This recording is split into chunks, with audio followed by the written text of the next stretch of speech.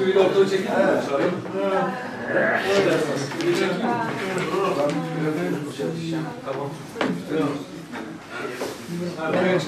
Sizin en hayırlınız Kur'an-ı Kerim'i öğrenen ve öğretendir hadis-i şerifinden yola çıkarak elimizden geldiğince bu arkadaşlarımıza Kur'an-ı Kerim öğretme çabası içerisindeyiz. Bu gruptaki arkadaşlarımız yarın Allah izin verirse Kur'an-ı Kerim'e geçiyorlar.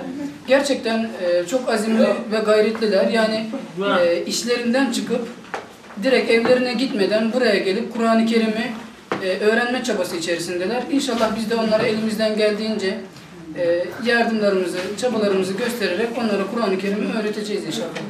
Bizdeki gayretten ziyade buradaki kardeşlerimizin Kur'an-ı Kerim'i öğrenmeye yönelik bu iştahı gerçekten bizi daha da heyecanlandırıyor. Her akşam hemen hemen okumaya çalışıyoruz arkadaşlarla.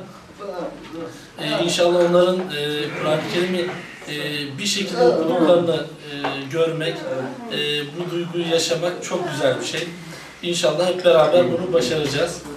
Allah muvaffak kılsın inşallah diyorlar. İşitme engelliler Kur'an kursumuzu açmış bulunuyoruz.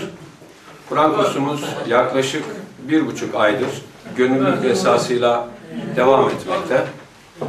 Toplam 42 öğrencimiz mevcut. Öğrencilerimize Kur'an kursumuzda Diyanet İşleri Başkanlığımızın Kur'an kursları müfredatını uyguluyoruz. İbadet derslerini, itikat derslerini, siyer derslerini ve Kur'an-ı Kerim'in orijinal metnini elifbadan başlamak suretiyle bu kurslarımızda işitme engelli kardeşlerimize öğretiyoruz.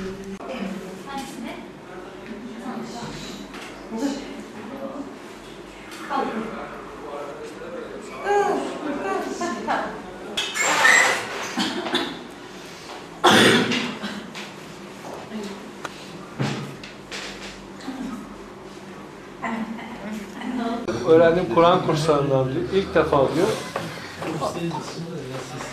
Harfleri öğrendim diyor. Yarın 10'da sabah.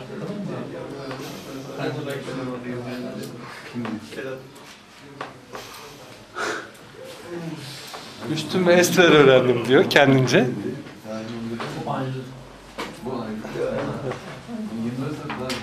Harfleri birleştirmeyi öğrendim diyor.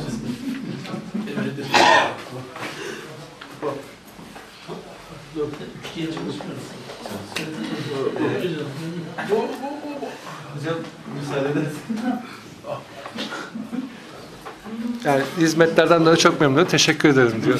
Müftülüğümüze diyor. Türkiye'de diyor ilk defa bir İzmir'de açılan Kur'an kursu diyor.